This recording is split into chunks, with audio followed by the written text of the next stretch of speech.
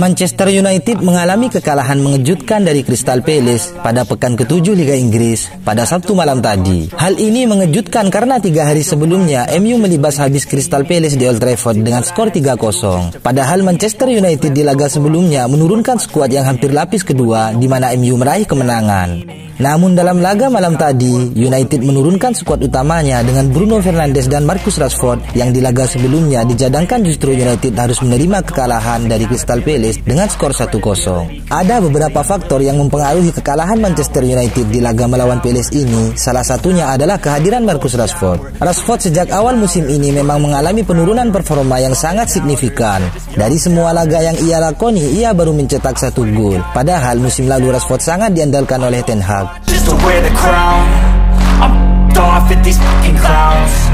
Bukan hanya masalah produktivitas, Rashford dianggap sebagai pengaruh buruk terhadap permainan setan merah. Hadirnya Rashford dalam line up disebut-sebut merusak aliran permainan United yang di laga sebelumnya United tampil cair saat mengalahkan Crystal Palace. Rashford dinilai terlalu lama dengan bola, sering melakukan dribbling tidak penting, padahal banyak ruang untuk Rashford untuk melakukan passing. Cara pengambilan keputusan juga sering salah. Rashford sering keliru kapan dia harus passing dan kapan dia harus dribbling. Banyak passing-passing Rashford yang tidak sampai bahkan salah passing. Di media sosial Twitter atau X bahkan ada yang mencatat kesalahan-kesalahan Marcus Rashford di menit berapa saja. Selain itu, banyak yang menyalahkan Ten Hag atas keputusannya memainkan Bruno Fernandes dan Mason Mount secara bersamaan.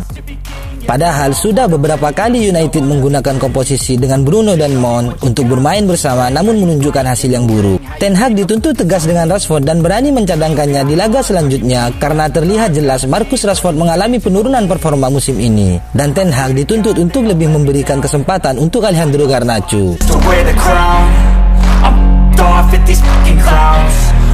Namun di awal musim ini Rashford disebut sebagai biang dari masalah tumpulnya lini depan setan merah, keegoisannya di kotak penalti dan pengambilan keputusan yang kurang tepat menjadi masalah pemuda Manchester ini. Bukan saat menguasai bola saja kerja sama tim itu dibutuhkan, namun saat melakukan pressing kekompakan sama pentingnya. Pressing akan gagal kalau ada satu pemain saja yang bermalas-malasan, karena akan menciptakan satu lubang jika salah satu atau beberapa pemain malas melakukan pressing. Kita sering melihat Rashford merusak pressing yang sedang dijalankan setan merah di saat pemain seperti Rasmus Højlund dan Bruno Fernandes melakukan pressing. Rashford justru sering sekali hanya melakukan jogging dan jalan kaki. Ini sebabnya pressing United sering gagal di beberapa pertandingan, apalagi menghadapi tim seperti Manchester City dan Brighton yang begitu tenang melakukan build up dari bawah. Sepak bola modern terkhusus sepak bola Ten Hag memang mengharuskan para penyerang tim jadi lini pertahanan pertama untuk menggagalkan serangan lawan.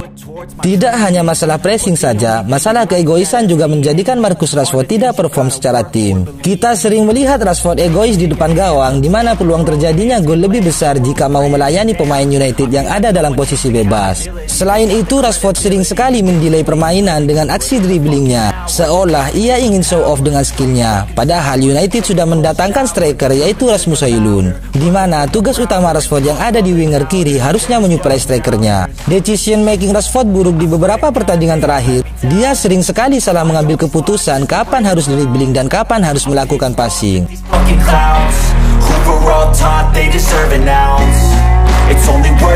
Semoga kedepannya Rashford dan Bruno merubah cara bermainnya demi kepentingan Manchester United. Kita tahu semua sejak tur pramusim hingga 2 laga awal setan merah di Premier League, Mason Mount seperti kehilangan sentuhannya dan tak kunjung padu dengan permainan tim, hingga ia mengalami cedera yang mengharuskannya absen di beberapa laga.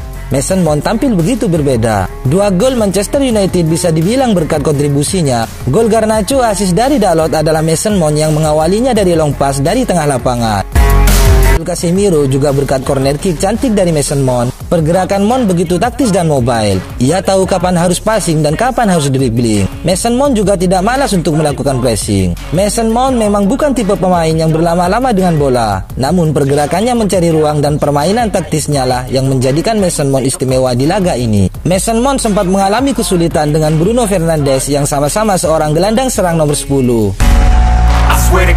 Namun ketika ia tidak bersama Bruno Fernandes, Mason Mount justru tampil luar biasa. Lalu apa yang menyebabkan Mason Mount sulit padu di awal musim ini? Salah satu penyebabnya adalah soal posisi dan role-nya di lini tengah Manchester United.